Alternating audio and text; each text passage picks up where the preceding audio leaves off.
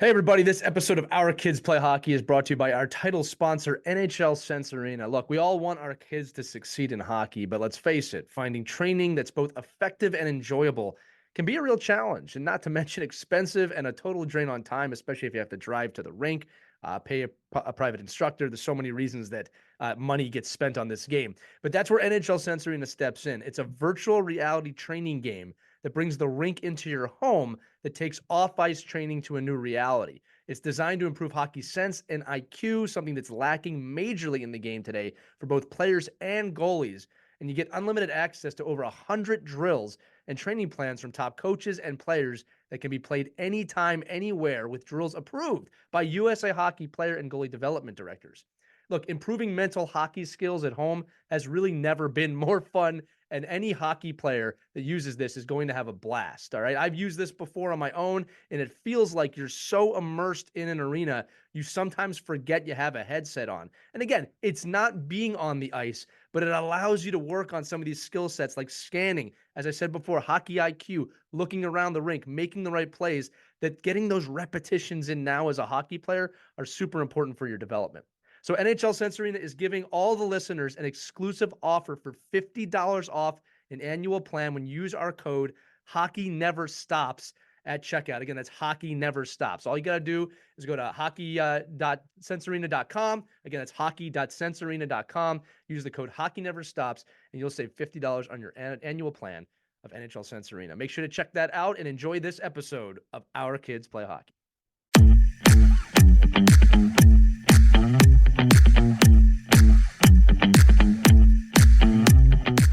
What's up, everybody? Got a great episode today about how to use the NHL playoffs as a tool to teach you some things about hockey. Now, this is not what you think it is. It's not going to be about the tactics or the talent or, even watching the play where the puck isn't.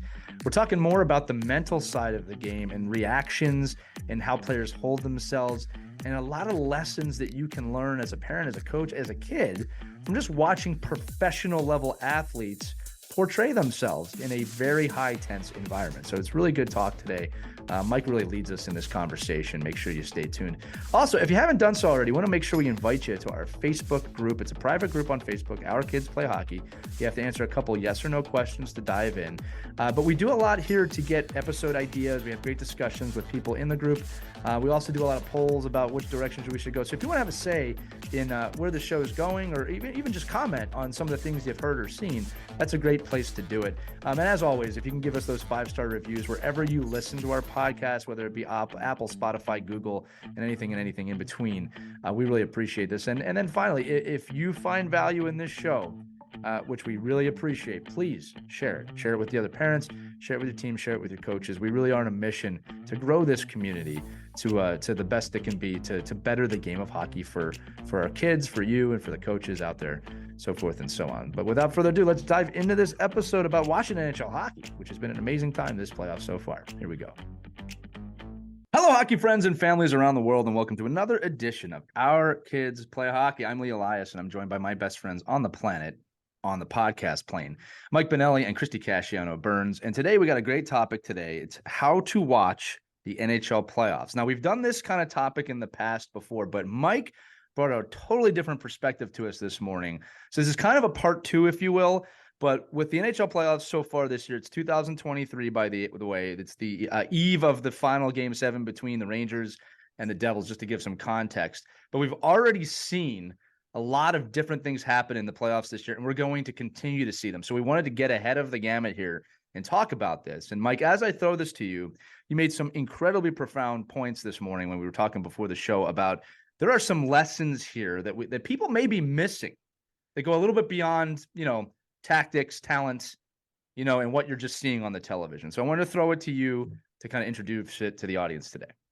Yeah, I mean, we've talked about, thank you, but I think we've talked about a lot in the realm of, oh, wow, did you see that player and how they pivoted or how they protect the puck or how they play a defensive, one-on-one or different zone entries, things like that, which is really, as a coach or a parent sitting with your kid, those are great. And we're still doing those things. But I think one of the things that we can take from the NHL playoffs this time of year, and really when you're sitting with your kids because you're probably really passionate about your team, and you're like all I hear this time of year, right, is we aren't doing this, and wow, we didn't do this, and The and refs I'm like, screwed well, us. you haven't played on the team, you Right. haven't blocked any shots, you're probably not playing with broken ribs.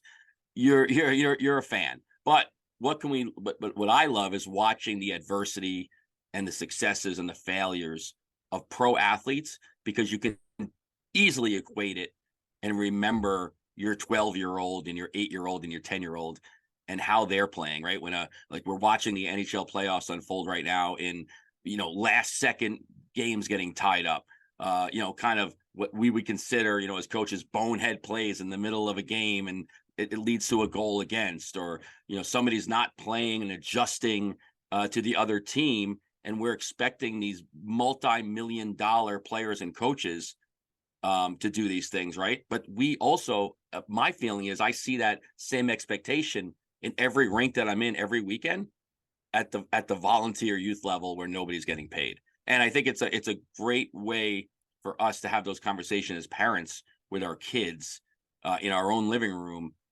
and equate it to what maybe we experience throughout the season as well. Yeah, I agree. And also at the end of the game, it can, no matter how heated, no matter how intense that game was, when it's over, right? I have seen games where they're really heated. I can recall the state championship title game where our girls lost. This was, I think, was their junior year. They won their sophomore year. And at the end of the game, 3 of the girls would not shake hands with the players, give them a fist bump, or recognize the refs. And it was so distasteful. And my heart just broke. I'm thinking, what? Are you kidding me? So, and that would not happen on the professional level. It's over. Everyone shakes hands. So the good sportsmanship lesson is important too.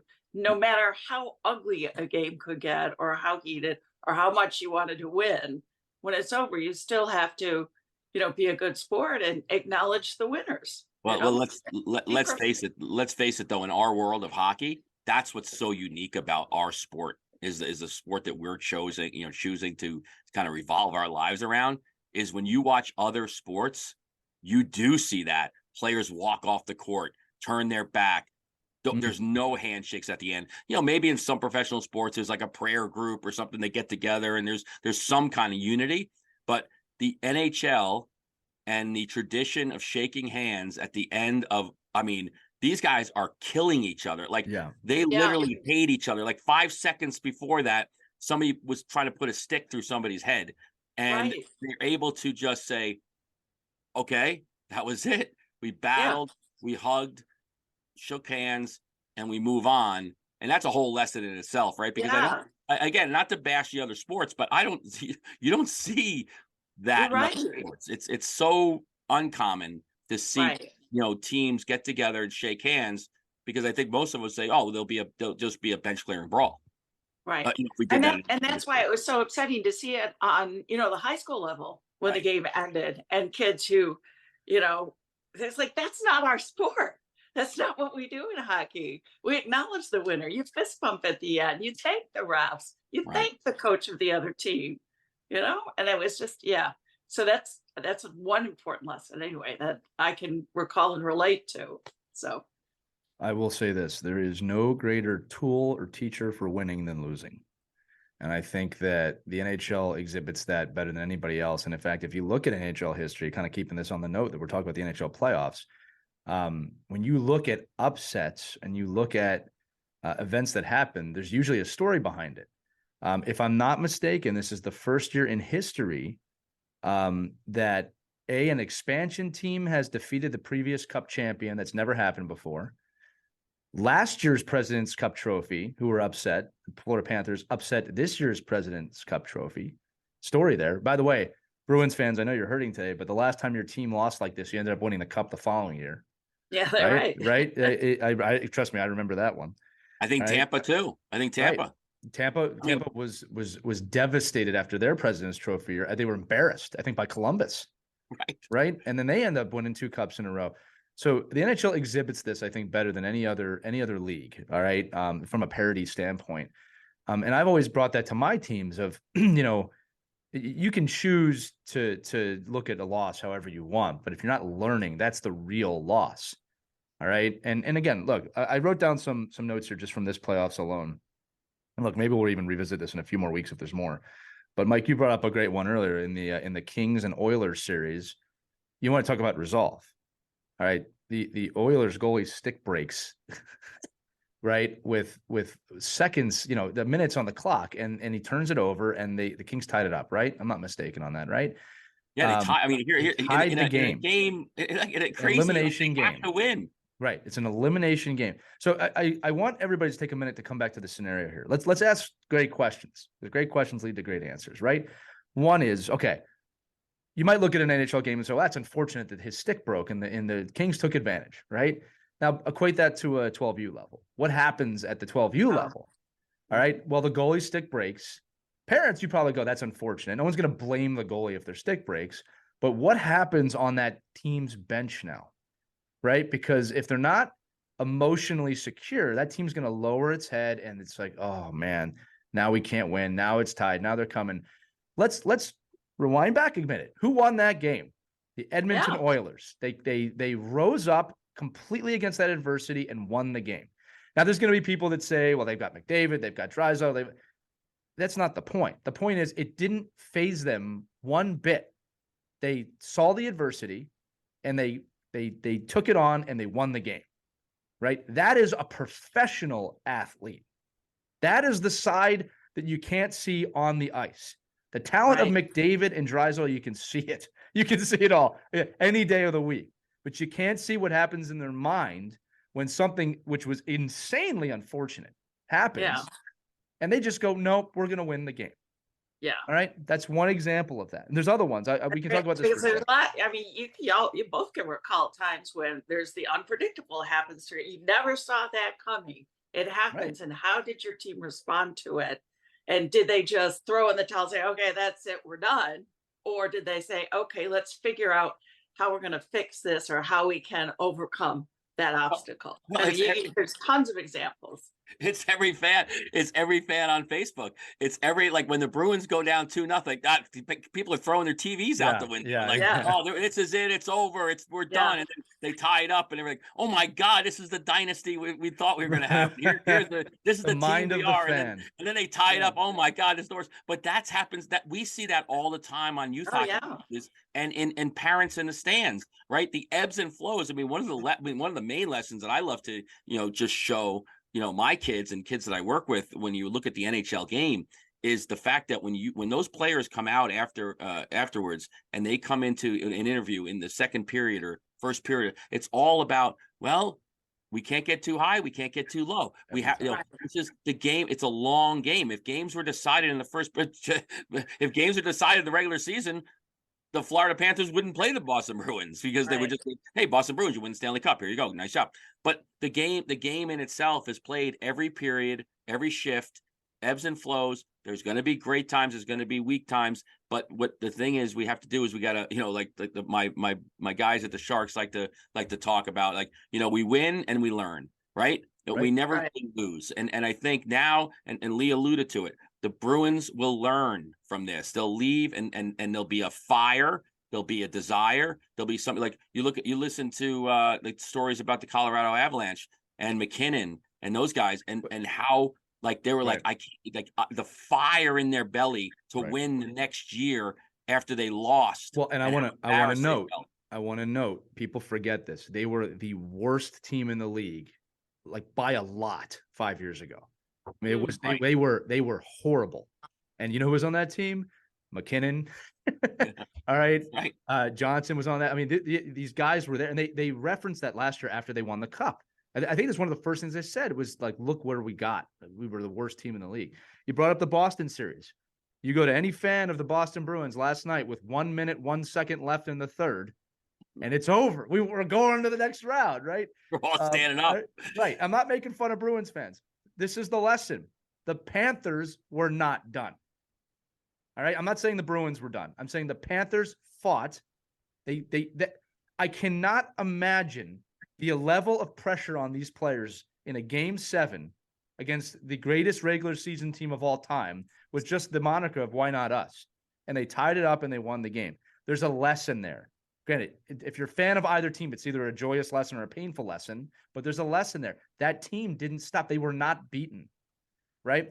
I wish as a coach, we would talk about that level of adversity more, right?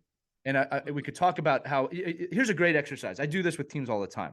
Mike, this is to your point, Christy, you'll love this too, all right? Pick any random moment in that game, Boston Bruins, Florida Game 7, of a shot of the bench, especially the Bruins. You will not know what the score is to the game. Whether they're losing 2-0 or up 3-2. I mean, you'll know after the overtime loss, but any other point during gameplay, you will not know what the score is just by looking at their bench because they're so even keeled. Another great example from another sport, talk about a positive Boston moment, when the Patriots beat Atlanta in the Super Bowl. All right. Atlanta was killing them. And I did this exercise. I showed snippets of the game. You cannot tell at any point in the game that the Patriots were losing the game just by looking at their face. Yeah. Right. They were just stoned the whole game. The only time they smiled was when they won the game. Right. Right. So that's the professional athlete. That's the professional level of mental fortitude and mental toughness. We need to apply this more at the youth level. Right. Also, sorry. If you look at some youth level benches, you know exactly who's winning and who's losing. Every time. Well, I shouldn't say no. There's very little effort to control that. Right. And I'm saying you can start to teach these things as young as 6. Right. Not too high, not too low. Right. It's easy to grasp. Yeah. And here's the other thing, Christy, to be fair, I don't expect an 8-year-old to grasp it like Patrice Bergeron. Right. Okay. But you can see them start to understand, slowly. It takes years to master this. That's why they're professional athletes. Right. But you can introduce those concepts early at a young age. How about this one? How about this one, Christy? Your worth is not based on wins and losses. Yes, that's an important one. To a kid, right? Now, for coaches in the NHL, it is. It's so funny you say that. Like I remember when I was, an up and coming coach, thinking I was a coach, and not having kids, and we had lost, like, I don't know, it was probably like a 10U game, or I don't know, it was some stupid tournament. I like watching Mike reminisce on the air. And we won, so we win. You can see we're in the finals, and we lose against a team we shouldn't have lost to. Blah blah blah. The kids really, the kids were kids. They actually, I'm like, oh my god, these are kids. These are kids. And I'm like, well, you don't want those medals. Don't even take them out of the locker room. They're worth nothing. You said but to those kids, they're not worth it, because I mean, we're in the middle of the season, and I'm like, guys, that was an embarrassing loss. You guys just didn't put the effort in, and I'm thinking, and even when I left the locker room, like, oh god, like, that was stupid. Like, to those kids, that meant a lot. Like, they didn't realize that being in second place was not sixth place, and like, it was like, they won something. It was funny. My son just brought up my little guy. It was funny. Listen, we were watching the IIHF championship, and he's like, "Oh, I think it was like U.S. and Sweden in the finals, and Canada and Slovakia in the bronze medal." And he's like, "I think the bronze medal game is the more important game because you get to win your last game. Right? Like you feel better." Winning the bronze, I go, you don't feel better being silver medalist? No, because you lose the silver. You lose the gold, you win the bronze. You always lose for silver. But when you're 8 or 9 or 10 years old, every time you get on the ice, you're winning or you're winning. Like, and I think, I know I didn't have that perspective for a long time. And I think, all of us as youth hockey coaches and parents have to have the perspective that doesn't make a kid tougher or build grit. Or what actually, in hindsight, what builds grit is, my God, you guys put the effort in, and a little bit more of this and a little bit more of that, where we can build on this. What an accomplishment, but we can go further, and not you failed, but we didn't accomplish the goals, and you could do this to reach those goals. And that's at a level of, the kids that really, honestly, and we talk about this all the time in the show, honestly didn't even care. They just cared where the snack bar was. So, to me, it was more like as an affront to me, like, I failed, so you guys shouldn't enjoy this. Whereas They loved it. They weren't happy, and they shouldn't be. But but they should rejoice in the fact that they were where they were. Mike, I want to thank you for, and I appreciate this. You made yourself vulnerable there, and I don't think enough people do that. I think it's a big deal that you actually said that story the way you did, and that I made a mistake. Yeah, you screwed up.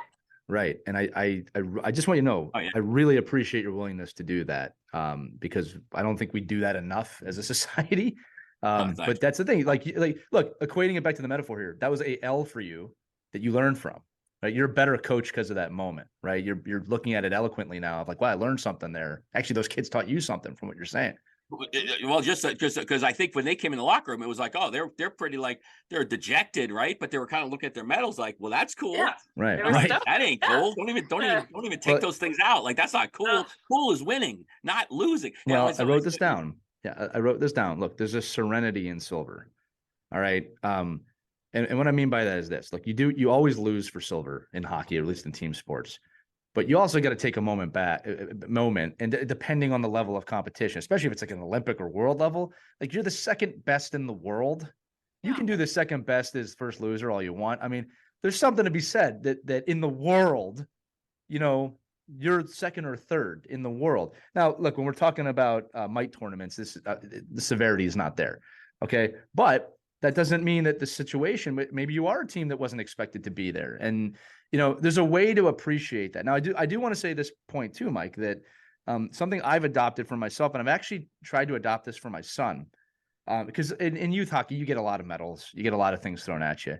And what I've started doing is printing out photos of great moments from the season, because I want those to be his trophies. Right. And this is something I do in my office. I've been very blessed with winning in my life, but there's really no trophies in my office. There's pictures of the teams in that moment, because that's what I want to remember. Right. And it represents something larger than a piece of metal or steel to me. Right. Which will fade over time. Right. The picture doesn't fade. So I want, my son and my daughter to be able to look at the photograph and say, wow, I remember that moment because we overcame this great adversity together in this moment. It's not represented just by the gold plate on my wall, right? Which are great. I'm not knocking trophies, everybody. I don't want anybody to think that. I'm just saying that there's more there. And when you think about the Stanley Cup, trying to bring this back to the NHL playoffs, right? The cup's the cup, right? It's legendary, right? But the moment your team wins, which I have not experienced yet, hopefully one day I will, that's the special moment, right? Go ahead, Mike. No, it's almost like the photo. The photo. Yeah. Thank you, Chris. Yeah, but that's the snapshot of like, that's something that's tangible that you can remember and you can say, right. Listen, it's the reason it's one of the only reasons I like social media. I mean, I love watching like the Facebook memories come back and it pops up and like, oh, 4 years ago today, especially this time of year, right? Like you were in like, and you see, and it's funny, something came up a little while ago. I probably should have saved it, but it was a picture of the kids in the locker room, all, red eyes, bad, after you could clearly see they were all crying, but they were happy. Like they had just finished the game they lost. They're a close group. They're crying, but in the photo, they can remember, oh, I remember, remember that, how we got there. Right. And, oh my God, this kid, I can't believe how great this kid played in that game. Well, like, look, so it's all those kind of things where it's not just a picture of a kid holding the trophy up. It's the pictures of the kids embracing each other and being happy for each other, even in loss. So you saw that last night. There was a picture of, I think it's Bergeron and Marchand. Yeah, it is. And they're hugging and crying like brothers forever. Like, and that's and to me, I don't think we see that instilled enough in youth sports, even for our own athletes. And I think it's because of the transient nature. Well, if anything, we see it as weakness, and that's a problem too, right? We see it as like, look how soft they are right now. Like, no, that's people who've gone to war together. The other thing I'll say too, Mike, is that, and this is like a challenge for parents, right? If you played sports as a kid, go find an old trophy and see what you can remember about it. You might remember a few things, all right? But my guess is if it was 20, 30 years ago, you'd be like, I kind of remember winning this. But then if you can go find an old photograph of your team, even if it's just the team photo, you'll be flooded with memories. Like, what was that kid's name? Oh, I remember this person. I hated that kid. Things like that. All right. Yeah. Looking aside. trophies are nice. I'm not knocking trophies, all right, but they're just objects, right? It's the memories and what you learn that matter. And like you said, the Bruins last night, Patrice Bergeron, I wrote this note down too. The amount of injury he played through that whole series with a herniated disc, which, believe it or not, is not the worst thing he's played through. You know, the perseverance of this guy to play through all that injury, which is really a hockey thing too. Like you said, the handshake.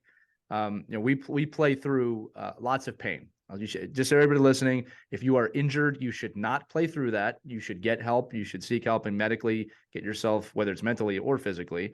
All right. But if you're hurt, not injured, we play through that in this sport, right? That's a tremendous lesson. And that's helped me out a lot in my life.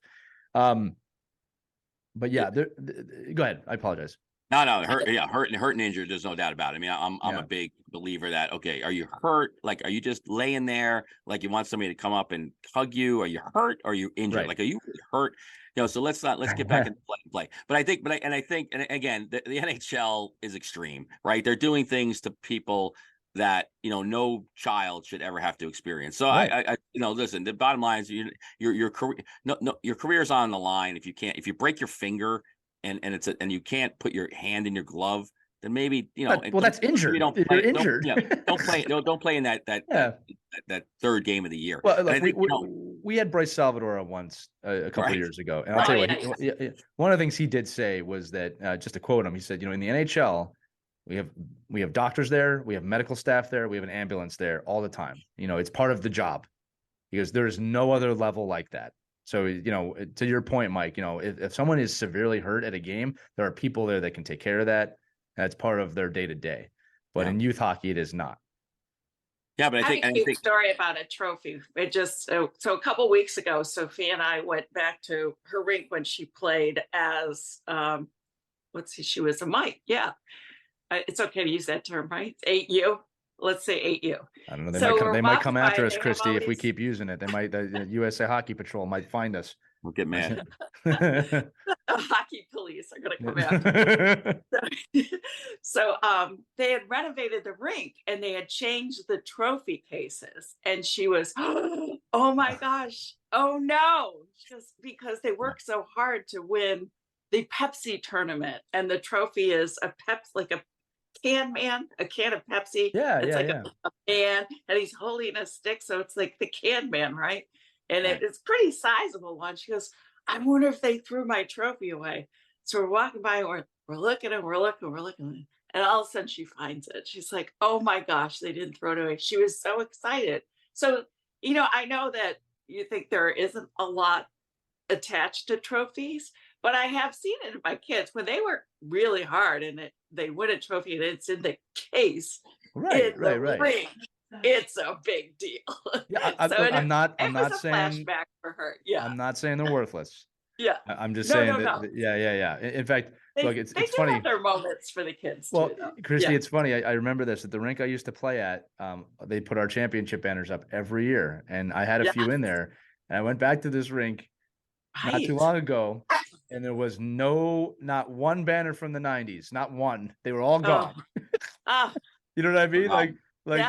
And that's heartbreaking because that's a sense of pride. You know, that was my team. It's a sense of evolution, right? Special, you know, there's probably not many people from my era coming back to look at those, but there was, like, the oldest one I think I saw was 2011, 2012. So there's a whole nother decade missing too. Right. From there, I didn't play.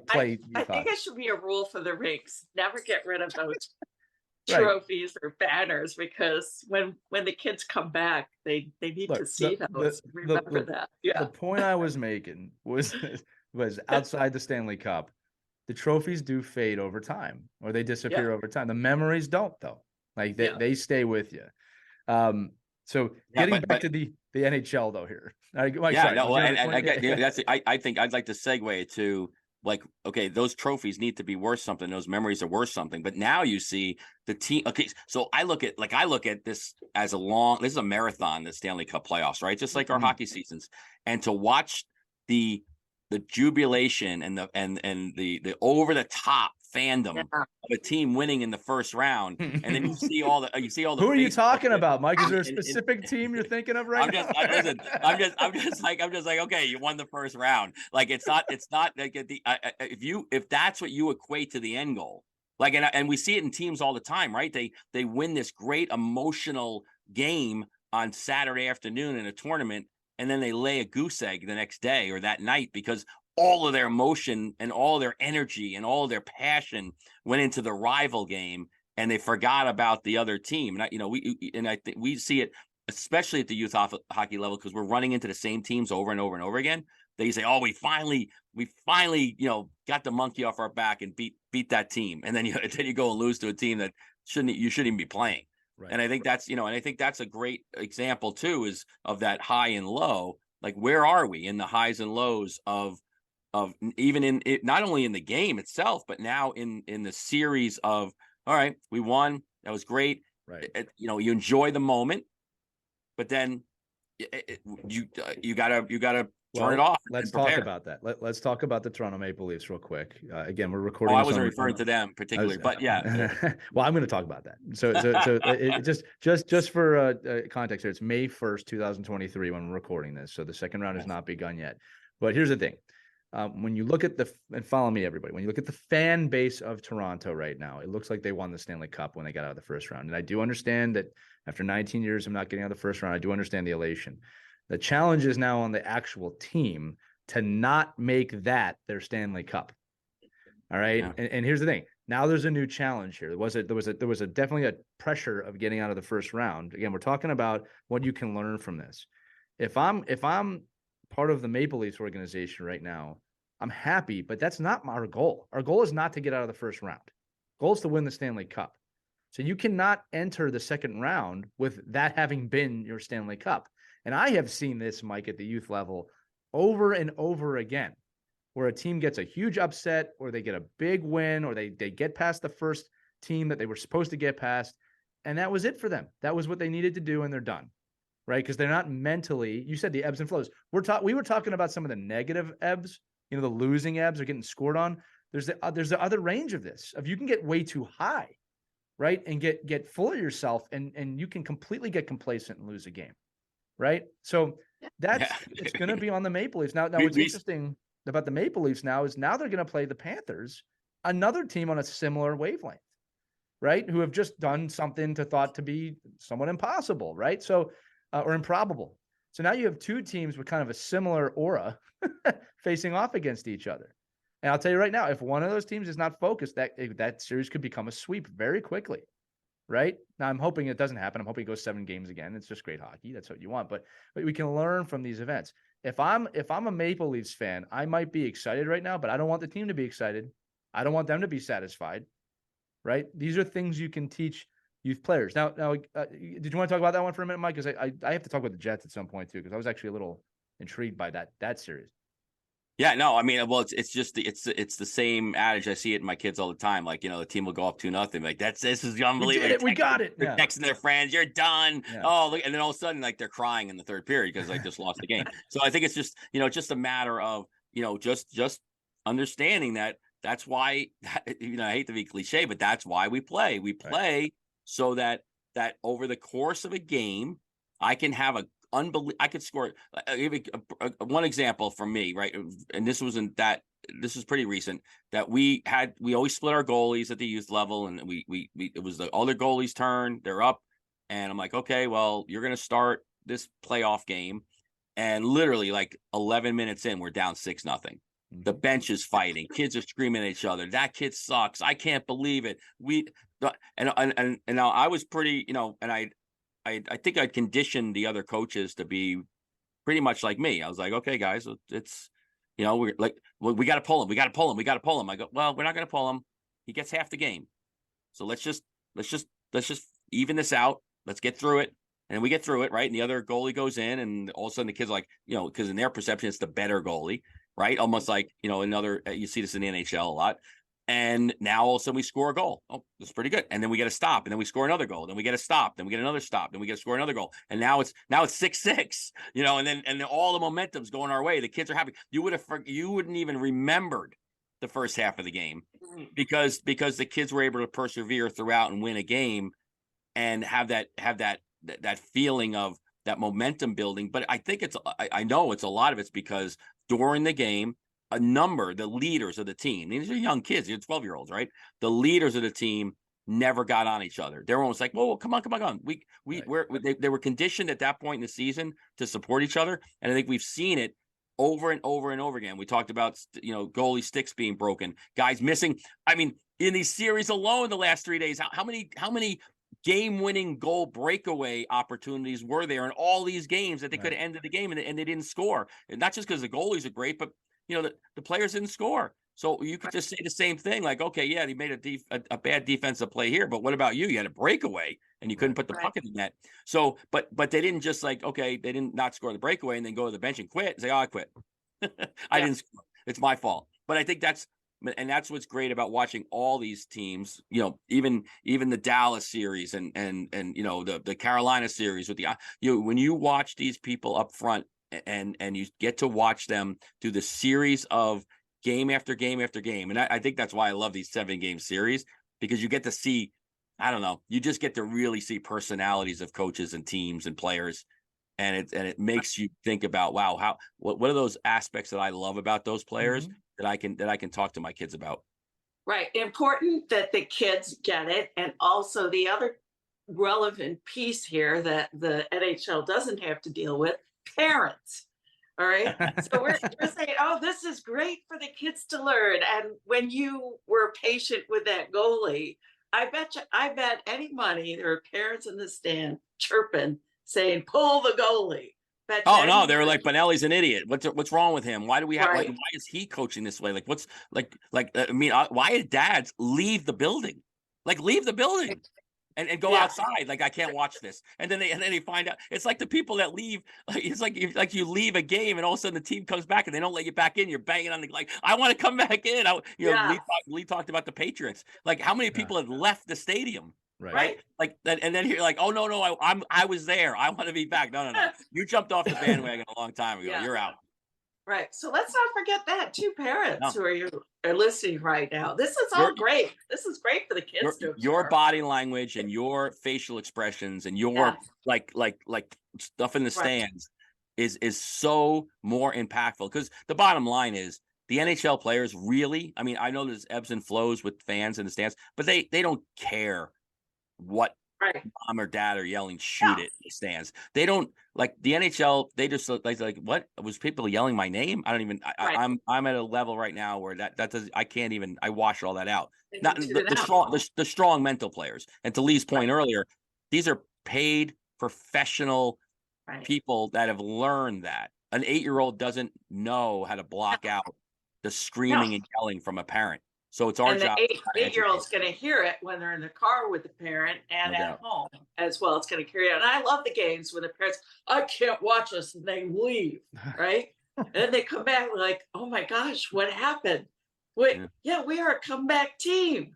You gave up too early. And then they're shocked to see the turnaround because they were so disgusted with the coaching and they had to leave. I think it's also important that we talk about the kind of psychology of a child versus an adult, whereas an adult, your parents are not perfect.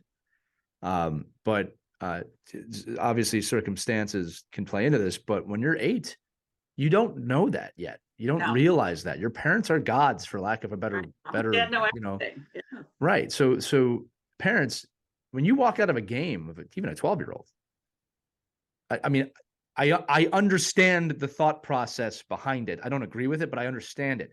Your kid's not going to understand it. You gave up on him or her from their point of view. All right. So it's devastating to them. Right. And it's funny because I know people, I'll just call them old school people, who say, that hardened me up as a kid. Yeah, and they have deep psychological issues as adults. Right. And I just think support's a better option. That's my opinion. Another one I want to talk about, guys, is the Winnipeg Jets lost to the Vegas Golden Knights, which was somewhat predicted. But there was a little bit of hoopla after the game. So the head coach of the Jets, Rick Bowness, heavily criticized this team after the loss. This is a learning moment for me as a coach, I thought. And I thought he was harsh. He said basically his team had no pushback, that they were weak, really criticized his players. And then Blake Wheeler, a veteran player, came out after, and they asked him about it. And I give Blake Wheeler a lot of credit for standing up for his teammates. He said, I did not agree with that assessment. And then this is the key. I'm actually going to read this. He said, we could have had those discussions behind closed doors. I didn't agree with how he handled himself after. And it became an issue of trust. All right. And then Connor Hellebuck, the goalie, came out and said, I agree with Wheeler. Now you're starting to understand why this team might not have won. All right. Now, to give Rick Bowness some credit, he did say in the day after, I criticized myself for the choice of words. All right. So he did kind of, man up to it. Okay. But there's no trust in that locker room right now. All right. And if it wasn't there then, it probably wasn't there during the series. Right. So I am a believer. If you're going to call your team out in the media, do that in December.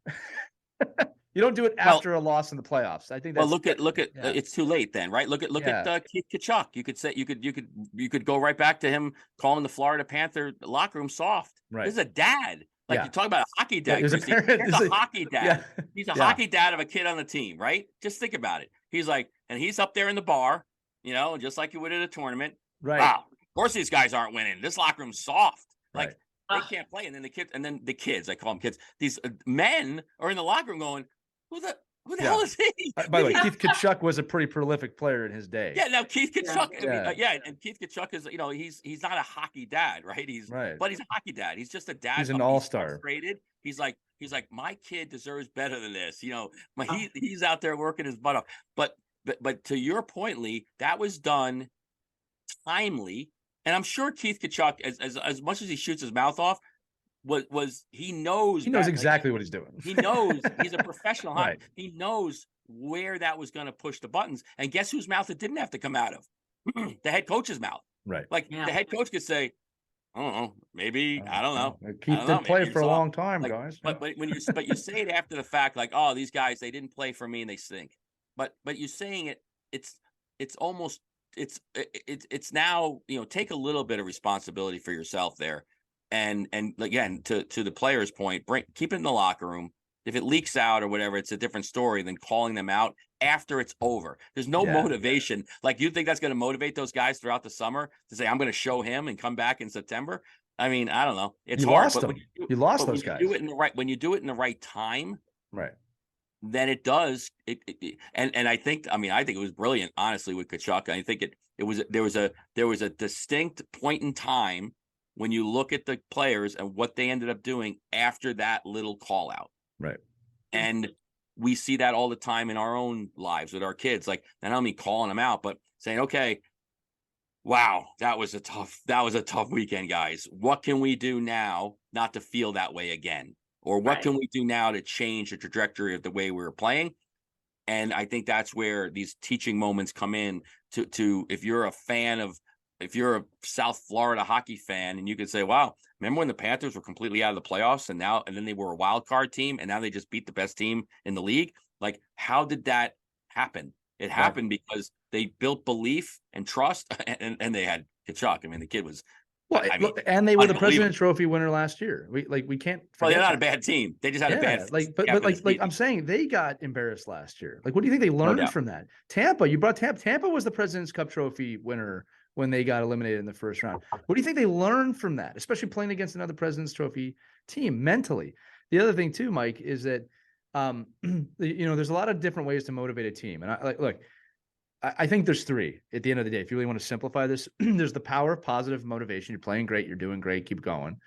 I think there's a power in being honest, which is not always what you want to hear, but what you need to do. Hey, you're not playing great. You need to do better. All right. A lot of people think that's power of negative motivation. No, it's not. Not to me. That's honesty. Then there's the power of negative motivation, which I personally do not agree with, which is where you may even lie to a player to get a result. Okay. I don't subscribe to that. There are plenty of coaches that do. All right. And different, depending on your era, right. You might've got a lot more of that. Now, with that said, I don't criticize. All right. Like that's my approach. You gotta coach how you coach. All right. Well, you have to coach how you know your team. Like if you know a player, like I'll be dead honest with you. There was a player that I had in a high school level we won a state championship with that was underperforming, was undervalued, I think, from a teammate's perspective, and was undervalued by the coaching staff. but he thought he was great, and he thought he was good, and he thought he was like doing the things he needed to do. And I said, hey, you know what? We were just at the the state dinner, and everybody was doing voting for the awards. And you know that not one coach voted for you. And why didn't they vote for you? Because they said that you were just kind of an invisible player, like you really didn't make an impact. Now, not for nothing, but every coach actually is like, man, that kid's good, we're voting for him. But I'm like, I can't get this kid to do anything. Like, I can't find any will. I'm like, and then right before the game, like, that's the head coach over there that made that real big decision. Like, he's the one advocating that, you know, this player should have been voted over you. And he goes out and scores 4 goals and 3 assists. We win the game. We win a state championship, and you know, and we win now. But because I knew that particular player, that you took the time to know him. kid, But you took the time to do that. Was a 4-year relationship. It wasn't like I met the kid last weekend. So to your point, I think that you've got to be really careful with that, because unless you know the player, then it could be a real time bomb. Well, I'll tell you this from my own personal experience. All right. Because no player likes to be talked to negatively. But when someone told me I couldn't do something, I tended to do it. You know what I'm trying to say? Like, when I was playing, or even today, when someone says, like, you're not going to make that basket, I'm like, ooh, that sharpens me up a little bit. You know what I mean? But there's an art to that. Okay. And look, I remember Shaquille O'Neal talking about, now I think this is a little extreme, but then again, who am I to argue with Shaquille O'Neal?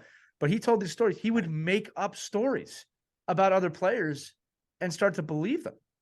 Like, he would make up false stories about an opposing team's player, tell the media. Himself. Yeah, but he would like tell the media, like, well, this guy did this. And he comes out like years later, like, none of it was true. I was like, I needed a reason. Well, it's so funny when I work with the little kids, like, because I love that. I like when you know little kids, like, 8-year-olds, and you know, like, they have a little grit to them. And I'll be like, we'll be standing in line ready for like a little battle drill, and I'm like, what'd you say, Dennis? Hey, Lee, do you know what Dennis just said? He said there's no way you're beating him on this drill. And Dennis is like, I didn't say that. And then they go in there, and then it's just like you know, crushing each other. Why you got to pick on Dennis like that, Mike? Yeah, he's like, no, I didn't say that. But it's so funny how kids will react. Again, you can't just turn the spigot on all the time. But there's little times when you can be, you know, have some fun with these guys, find little ways to motivate them, and then honestly, we all know this, right? You can't just look at an NHL bench. Like, you can't look at a John Tortorella, right? And then say, well, this is the way you coach. Because now look what's happening in Philadelphia, right? You got Hackstall, who was run out of Philadelphia because he didn't know how to coach, and now he's coaching. He's coaching a team that just beat the defending champs. Yeah, so, but Mike, that's just Philadelphia in general. We have talent and we let it go, and then they end up winning someplace else. That's been our lives. Well, maybe if you want to move your career up, you got to get hired in Philadelphia. But I think it's and fired. But I think it's fired. Just, you got to add that too. I think it's just it's knowing your players, what type of players you have, right? How you can react to them on any given moment. But to you know, what you're saying though is, like, those 3 different ways of motivation is an art. It isn't this is who I'm going to be as a coach on the bench for all 18 players. You cannot, because it just doesn't work. I'm going to say what you said again, and I want to reiterate it to the audience, especially the coaches listening. You have to know your players, and you have to do work to do that. You are not just going to know a player because you think you know a player. Take the time to get to know their personalities. This is from 8U up. All right. Mm-hmm. Understand how they tick. Christy, I'm always amazed by this when I work with teams. You know, I'll get to, well, how do you do that? Ask them. Ask them how they're motivated. Talk to them. You know, and I just saw this happen last season with my daughters. I'm sitting next to moms, and you know, they come from all different parts of the country. They've had different levels of coaching and different personalities with coaches. And it's funny to listen to the moms, because one mom is saying, my daughter just is now playing to her level. And I can tell you why. Why?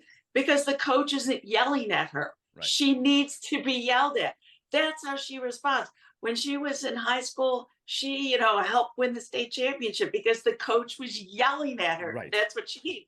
And the other mom says, I hope the coach doesn't yell at my daughter, because if he yells at my daughter, she's just going to shut down. They're tools, Christy. I will give you this great example. Okay. two of them actually. So I want to put this little caveat in this too. Okay. There are plenty of head coaches that do not like to do this type of stuff that I'm talking about. And I'm going to say that's fine. It's fine. If that is not your personality to communicate with players, fine. Let an assistant coach do it and trust the assistant coach to learn these things for your benefit. I'm working with a coach right now that is not like that. The approach is very much, I don't want to say fear-based, but it's very much, I'm in charge. I will make the decision. You will do what I say to do. Yeah. That's his style. I respect that. My role is not to be that way. My role is to understand these players and to make sure that I can help learn how to motivate them to adhere to his style, because he is the head coach. There's also an understanding here on the coaching staff. All right. Another thing, you want to talk about a tool. Christy, the player you just mentioned is a very important player. As a coach, I want to have a conversation with that player before the year. Coaches, listen up. I'm trying to drop some gold for you here. All right. Mike, I want you to come on this too. All right. If I know there's a player that's motivated by me getting on them, all right, I will have a conversation with that player before the year and say, listen, I'm going to get on you because you can handle it. And I need to set that example at the practice, but I need you to respond to it the way I know you can. Right. Now a trust has been built. And the player understands when the coach is on top of them, there's a reason for it. All right. Because they can handle it. Yeah. Not every player can handle that. Correct. You can shut players off by that. And that's not weakness unless they can't perform at all. That's a totally different thing. Right. All right. Yeah. But these are tools for you as a coach and as a parent. Now I'm thinking about it, right? To motivate these kids to succeed. Yeah. All right. We're all a little different in this regard. All right. But in my mind, a great coaching staff has different personalities as well that can adhere. And it's not about trying to move up to the head coach position. Like I always said, when I'm an assistant coach, my job is to support the head coach. Right. And I do that by knowing the players and understanding how they tick. I can go to the head coach between periods and say, look, I understand what you're trying to do. You're not going to get this out of that player if you do this. Right. All right. So, and then it might go like, well, you need to sit that player or let me do this and we'll get the best. Sometimes it works. Sometimes it doesn't. There's an art to it. That's gold, Lee. Thank you. I tried. But I didn't want to drop adamantium. I think as you look at the landscape of youth hockey, right? That's why we fail a lot, because the turnover is too quick. It's too fast to have a player come in and you only have them for 3 months and 4 months and you're already trying to get rid of them. Like, that's why you obviously it has to change, but that's why when you have college teams and prep teams and high school teams and pro teams that don't have a lot of turnover, you can build those relationships and build that trust and invest in your players. It's so hard for a 10U squirt coach to invest in their players without having some tools to help expedite that. Because if you think you're just going to do it through the season, by the time you figure the kid out, the kid's already signed up for another program. So, you need to build these things into your programs quickly, efficiently, and economically. But to Lee's point, go out. If you can't do it, find a resource that can do this for you. But that's the number before power play, penalty kill, ordering jerseys. The number one thing you need to do is figure out who your team is. I'm gonna bring and how they best respond. I'm gonna bring a very controversial sports topic up in pro sports. But you've just made a really great point. This is gonna get the audience going, right? Especially if you're a basketball fan. But I'm gonna equate this to hockey too. Michael Jordan, 6 championships, arguably the greatest basketball player of all time. Nobody talks about 1983 till the first one was in 92, right? Like, this dude lost for years on the Bulls before they became that dynasty. Now you flip to LeBron James, who's been to 10 finals, right? And I think he's won 3 or 4 of them. He's constantly switching teams. Different sport, but there's something to be said there. Okay. You look at hockey. Now, this is I'd have to really rack my brain for this. Very, very rare that a new team, and what I mean new is like a lot of new players, completely overhauled the roster, goes all the way and wins. There have been teams that have gone to the final and succeeded in the Cinderella way, but there's not many teams that have won the Stanley Cup that just got put together out of the blue. The one that comes to my mind that people might shout to is, well, what about the Avalanche in 96? They were a new team. No, that was not a new team. All right. That was a very disgruntled Quebec Nordiques team that had a reason to win. They did happen to get a huge piece of the puzzle in Patrick Waugh going in net, which will win you a Stanley Cup at that time. All right. But my point is that the teams that win tend to have gone through a lot of adversity together. All right. One of the reasons the Patriots won so many Super Bowls was because they stuck together a lot of the core there. And by the time they got the Super Bowl, they knew what to do. It was very, very hard to beat that team. Right. Yeah. And that's my point, is like, how do we expect a team in our local, youth hockey world to have success after success after success? Now, you can listen, if you go out and steal the best kids and all put them on the same team regionally, and then you're going to win. I mean, the best team always wins. I mean, the bottom line is, but yes, you're right. If you have the best players on the ice, by far, if the talent is not comparable, you're going to win. How about that? But I think your point is, like, you watch the documentaries, like, look at the Islanders dynasty, right? But the year before, they lost to the Rangers, and they were the best team in the league. Like, so, like looking at the Oilers did this too. The Oilers too, and before they but started you look winning. but you look at what, and then you say, but that's your point, is now you look at the pieces and say, if I just take this player out and put this player in to this environment, Ray Bork goes to college. He's a winner, but he wasn't winning. But he's a winner. So he goes to a team, and all of a sudden, like, that's the missing piece. Like, there was a piece there, and it's not always on the ice either. It's the locker room, it's the demeanor, it's you hear the guys, the pros talk about this all the time. It's the professionalism. Like, I just heard Montgomery talking about Bergeron, and he said, "What's the one thing you might miss if he leaves the NHL?" He goes, "What I missed was the fact that he came in, and I got to see what a real professional is, like, watching what a professional does, and I learned from that. Like, and then that's going to resonate with players forever in their career. They're going to look back and say, oh God, I got to play with that guy who taught me how to be a professional." And I think what we don't do at the youth level enough is we don't allow players to learn how to be that, like, because we extract them so fast, we give up on them, or we exalt them to the highest. Like, we say, oh, you're the next coming. Well, yeah, but that's a disservice to that player, I think, in the long term. And listen, we don't have to get into certain personalities of players right now, but when you look at the players at the professional level that are struggling with a lot of other things going on, a lot of it's because of where they were when they were 8 or 9 and 10 years old, and they never got off that patch, until perch until now. Well, and all of a sudden, it's like hitting them like a ton of bricks. Mike, I'll tell you this: one of the best compliments I can get as part of a coaching staff, or like that we can get, and I've gotten this many times, is, man, I really wish we didn't have to split this team up next year. Like, I really wish we could just stay together. And it's a painful thing to hear, but it's actually also it's maybe the biggest compliment, because they're saying that, our kids grew together this year. I want them to stay together. And the truth is, that's not going to happen. And I think to kind of maybe provide a solution, or the conversation, as organizations, we don't do enough to promote organizational teamwork or togetherness between even teams at the same level. Right. No. I've said this before. In my organization, there's 4 Mike teams. Right. I understand they can't all be on the ice together. I get it. I understand all the restrictions, but there's no reason you cannot have events where these kids are together.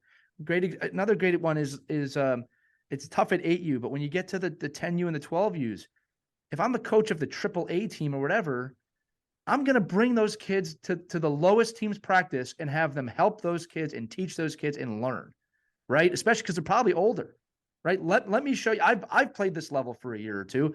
Let me help you guys at practice. Let me teach you how to use. We don't do any of that. In fact, it's quite the opposite. It's like, well, he shouldn't be on the AAA team. I should be on the AAA team. It's like, man, we're not teaching any of these skills. And going back to like hockey factories, when you look at Europe, right? When I was a kid, man, I wanted that so bad. I wanted to look up to somebody older than me on the higher team. And, when it was provided, I really loved it. Like I remember when people give me a playbook, I was like, this is great. I got a playbook, right?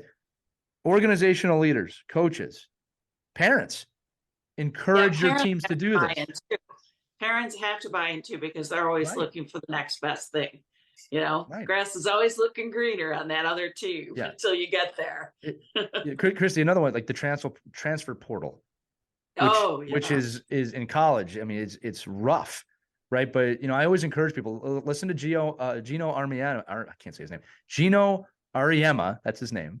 All right, he's coach of UConn, and he talks about the transport, and it's profound what he talks about athletes moving from team to team to team, and how you're not helping yourselves for the most part, right? There are situations where it does make sense, especially if a player doesn't fit, but this grass is greener on the other side approach. Yeah. I'm going to say this again, preface it again. There are situations where it is appropriate. All right. If you're suffering with a team, I'm not telling you that you should stay for whatever the type of suffering is, but there is something in learning the adversity of fighting through it and learning and building your organization to be better. And I've also said this too. If you have an organization where a lot of kids leave every year, it's not the kids. All right. It's not them. It's you. And you got to look at You're the problem. Yeah. Hi, it's you. You're the problem. It's you. Hello. Yeah. There's something to be said for loyalty too. Right. And the pride of wearing a logo. So look, we only have a few minutes left. I want to make sure we stay on the NHL. I don't want to forget to shout out the Carolina Hurricanes and the Dallas Stars, who also had great series. But I think the overarching message, of today's episode is look beyond the plays. Right. We always start these with, watch the players without the puck. Right. Watch all of the players without the hockey. Right. And see how they're responding to each other, how they're supporting each other. Right. A goalie breaks his stick and you see the team surround him. Right. Or I forgot which game it was, but there was an overtime game and the team lost. And man, they all surrounded the goalie. I remember he let up a weak goal in the overtime. I can't remember what series it was right now. It might have been the Carolina. It was the Islanders Canes when you had the best goalie, one of the best goalies in the world gives up like the worst goal. And then you're like, whoa. Right. You wouldn't even been in the picture without this guy. Well, it was like 57 shots to 12. So again, they surrounded him, Mike. They surrounded. Here's the thing: no one would have blamed those players if they just kind of went, "Oh, that's bad," and then went to the handshake line. I've seen that before, and I'm not saying that's wrong.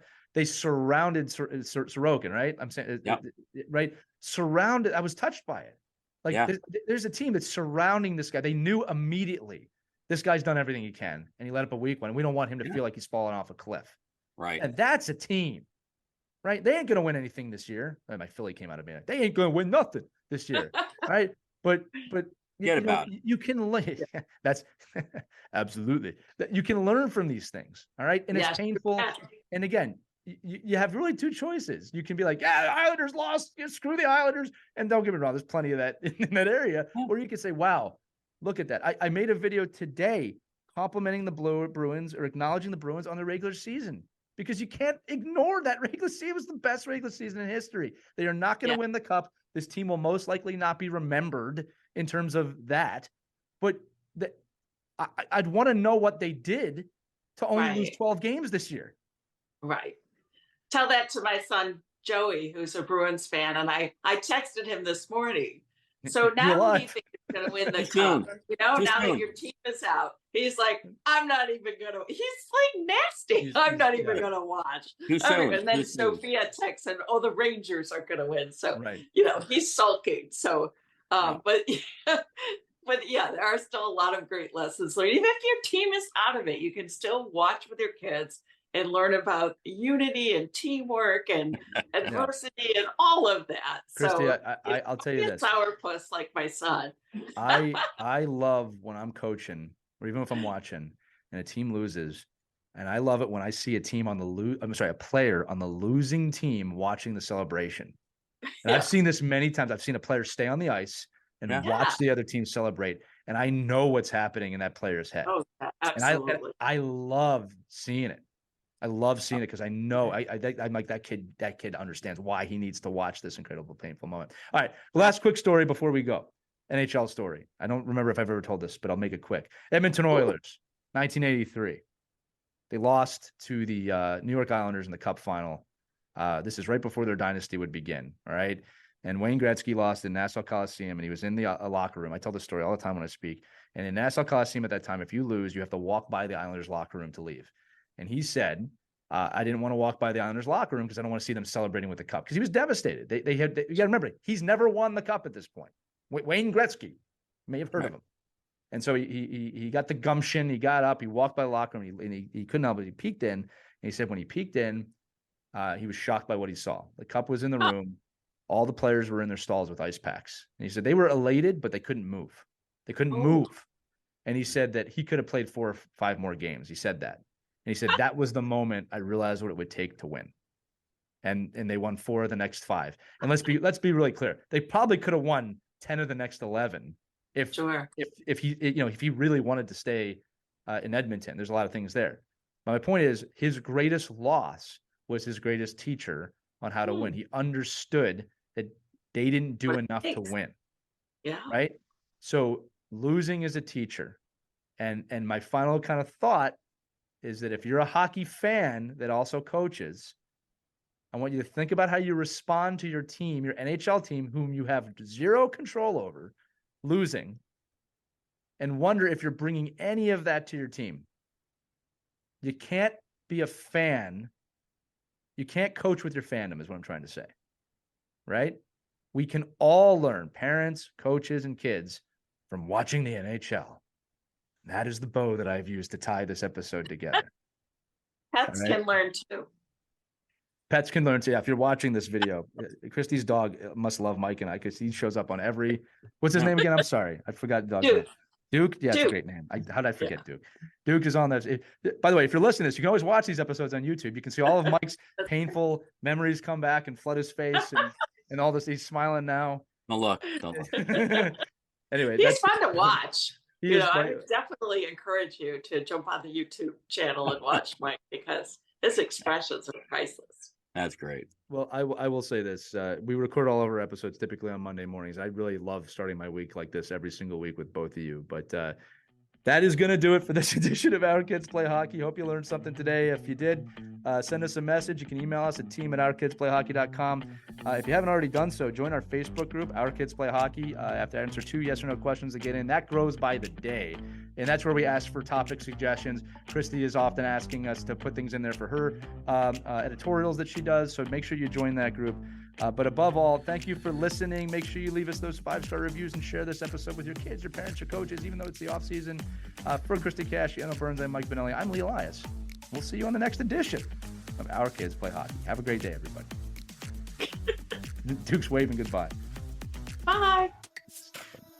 We hope you enjoyed this edition of Our Kids Play Hockey. Make sure to like and subscribe right now if you found value wherever you're listening, whether it's a podcast network, a social media network, or our website, ourkidsplayhockey.com. Also, make sure to check out our children's book, When Hockey Stops, at whenhockeystops.com. It's a book that helps children deal with adversity in the game and in life. We're very proud of it. But thanks so much for listening to this edition of Our Kids Play Hockey, and we'll see you on the next episode.